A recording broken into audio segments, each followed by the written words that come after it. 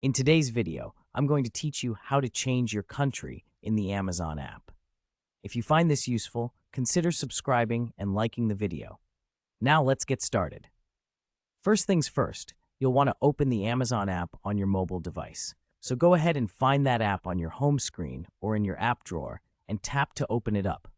Once you're in, take a look for the profile icon. This is usually represented by a person's silhouette and is located at the bottom of your screen. Tap on that icon to move to the next step. Now, after you've done that, you're going to need to find the flag icon or the current country language code. This will be located in the top right corner of your screen. It's important to locate this because it's crucial for changing your settings.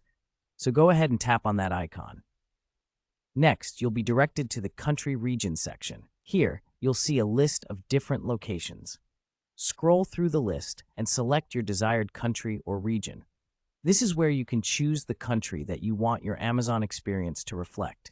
Make sure you pick and double-check that it's the right one. After selecting it, the last step is to tap on the Done button. This will confirm your choice and apply the changes. You should now see your new country reflected in the app. And there you have it. You've successfully changed your country in the Amazon app.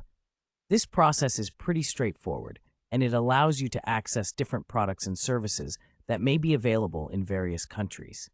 If at any point during this process you found something isn't working as expected, don't hesitate to go back and make sure you followed each step correctly.